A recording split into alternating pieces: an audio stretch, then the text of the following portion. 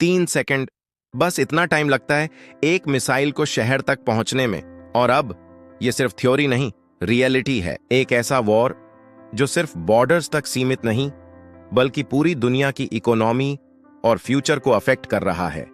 यह है 2026 का ईरान कॉन्फ्लिक्ट। वॉर की शुरुआत हुई 28 फरवरी 2026, जब यूएसए और इजराइल ने ईरान के मल्टीपल टारगेट्स पर सडन एयर स्ट्राइक्स किए।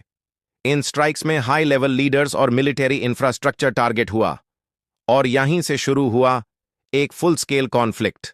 इसका जवाब ईरान ने तुरंत दिया। हंड्रेड्स ऑफ मिसाइल्स और ड्रोन्स इजराइल, यूएस बेसेस और मिडिल ईस्ट के मल्टीपल रीजन्स पर लॉन्च किए गए। कई जगहों पर सिविलियन एरियाज भी हिट हुए और कॉन्फ्लिक्ट रैपिडली एस्केलेट होने लगा।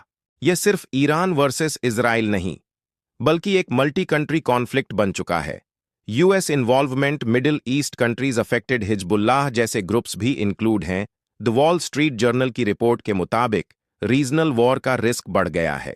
ग्लोबल इंपैक्ट की बात की जाए तो इस वॉर का सबसे बड़ा इंपैक्ट ऑयल सप्लाई पर पड़ा है। स्ट्रेट ऑफ हॉर्मूज, जहां से दुनिया का मेजर ऑयल गुजरता है, रिस्क बराबर supply disruption, oil prices spike हो चुके हैं और इसका असर एशिया इंक्लूडिंग इंडिया में भी दिख रहा है। रिपोर्ट्स के मुताबिक प्राइसेस बढ़ने और सप्लाई प्रेशर के कारण एलपीजी और डेली कॉस्ट ऑफ लिविंग पर इंपैक्ट पड़ रहा है। मिसाइल अटैक्स कंटिन्यू हो रहे हैं।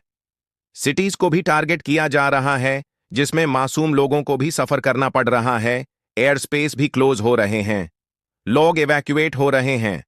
सिचुएशन अनस्टेबल है। वॉर कब रुकेगी यह अभी तक अनक्लियर है। यह युद्ध एक दिन में नहीं हुआ।